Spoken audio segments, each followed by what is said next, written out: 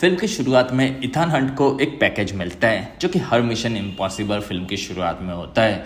और इस बार मिशन नाबियन के रेगिस्तान में जाकर एल्सा से एक चाबी का आधा हिस्सा चुराने का होता है। और तब इथान को पता होता है कि एल्सा के ऊपर $5 करोड़ की बाउंटी लगी है।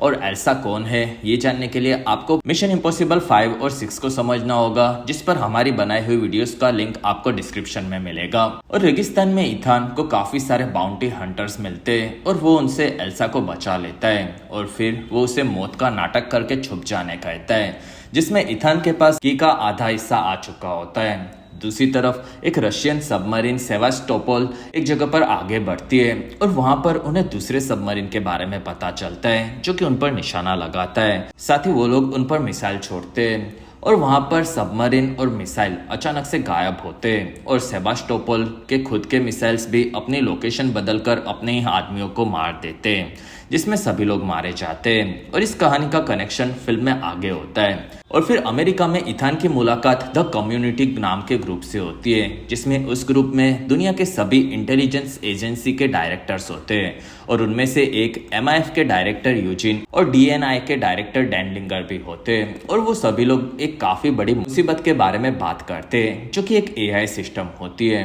और वो AI सिस्टम अब खुद से चलती है, जिसमें वो अपने कामों को खत्म करने के बाद खुद का पूरा नामो निशान मिटा देती है, जिसमें ये AI सिस्टम अब बुरी बन चुकी होती है, जिसमें वो इंटरनेट के बीच में रहती है। और ये AI सिस्टम खुद से ही सभी चीजों को सीखती है और वो दुनिया की किसी भी डिफेंस और मिलिट्री सिस्टम में घुसकर सभी चीजों को अपने आप कंट्रोल कर सकती है।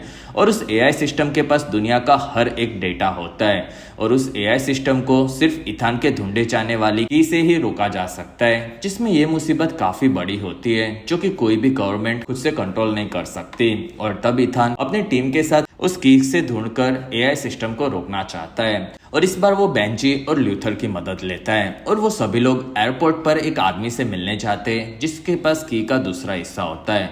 लेकिन उसके रास्ते में द कम्युनिटी का लीडर जेस्पर नाम का एक एजेंट अपने लोगों के साथ आता है और उस एंटिटी यानी कि AI सिस्टम के लिए गैब्रियल और पेरिस नाम के 2 एजेंट्स भी काम करते हैं, जिसमें गैब्रियल और इथान IMF में आने से पहले साथ में काम करते थे। और वहां पर वो सभी लोग की को हासिल करने आते हैं, जो कि ग्रेस नाम की एक काफी एक्सपर्ट चोर यानी कि तुम्हारी भाभी पैगी कार्टर चुरा लेती है।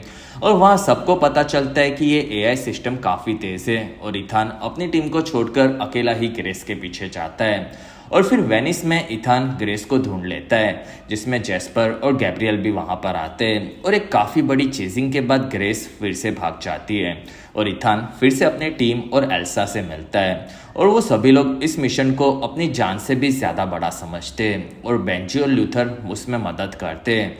और वहाँ इथान और एल्सा जाकर अलाना की पार्टी में घुसते हैं, जिसमें उन्हें पता होता है कि वहां पर की का दूसरा हिस्सा कोई बेचने आएगा। साथ ही उन्हें यह भी जानना होता है कि वो की क्या काम करती है। और फिर वहां पर उन्हें ग्रेस मिलती है, जिसमें उन तीनों को अलाना के गार्ड्स पकड़ लेते हैं। और इथान को पता चलता है कि अलाना भी अब गैब्रियल के लिए काम करती है और वो उसे की देने वाली होती है। और तब इथान वहां से भागकर गायब हो जाता है और इथान पेरिस से भी लड़ता है, जिसमें इथान के पीछे AI सिस्टम होती है। और वहां इथान AI सिस्टम को बेंजी का रूप देकर चूना लगा देता है। और फिर गैब्रियल ग्रेस को पकड़ लेता है, लेकिन वहां पर एल्सा आती है और तब गैब्रियल एल्सा को मार देता है। और वहां ग्रेस अब उनसे जुड़ जाती है, जिसमें वहां से सभी लोग अलाना से मिलने वाले होते हैं, जो कि उनके कीस को बेचने के लिए तैयार होती है।